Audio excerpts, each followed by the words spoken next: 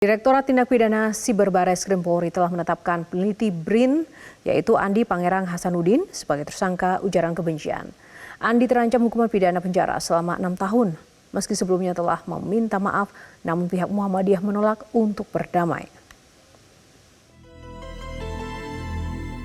Dari saya pribadi dan saya benar-benar meminta maaf ke Penetapan Andi Pangerang sebagai tersangka usai dilakukan serangkaian proses penyidikan atas laporan dari pemuda Muhammadiyah. Sejumlah saksi ahli juga diperiksa mulai dari ahli bahasa, sosiologi, IT, dan ahli pidana.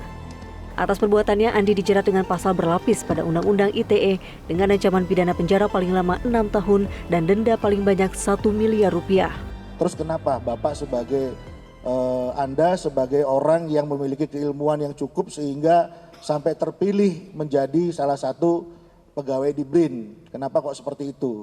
Dia bilang menyampaikan karena pembicaraan itu, diskusi itu sudah panjang dan tidak ada ujungnya. Akhirnya beliau merasa lelah dan emosi. Terucaplah kata-kata seperti itu yang memang sangat-sangat tidak pantas ya. Menantang saya bunuh satu persatu itu kan sangat-sangat tidak pantas diucapkan seorang yang tadi saya bilang keilmuannya tinggi. Balik lagi mungkin ada khilaf sebagai seorang manusia. Sebelumnya Andi dilaporkan ke Barreskrim Polri oleh pengurus Pusat Pemuda Muhammadiyah atas dugaan fitnah, pencemaran nama baik, dan ujaran kebencian. Penetapan Andi sebagai tersangka merupakan buntut dari komentar bernada ancaman yang ditulis Andi di media sosial beberapa waktu lalu.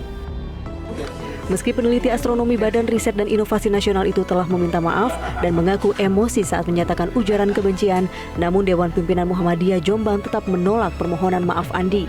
Andi menyebut apa yang dipostingnya di media sosial merupakan emosi tidak terkontrol setelah atasannya diserang atas penentuan 1 Syawal. Kami ya bersyukur alhamdulillah proses hukum di negara kita berjalan secara objektif, transparan. Nah ini yang kita harapkan.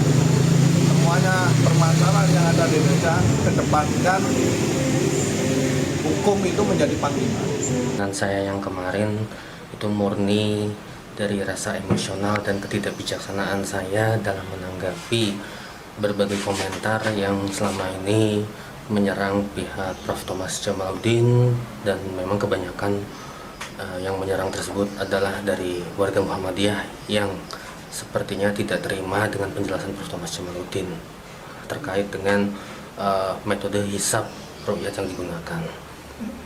Jadi memang saya akui ini benar-benar kesalahan dari saya pribadi dan saya benar-benar meminta maaf. Sebagai pelapor, Dewan Pimpinan Muhammadiyah cukup lega dengan penangkapan Andi dan dijadikan sebagai pembelajaran bagi semua orang untuk bijak saat bermedia sosial. Tim Liputan Media Group Network.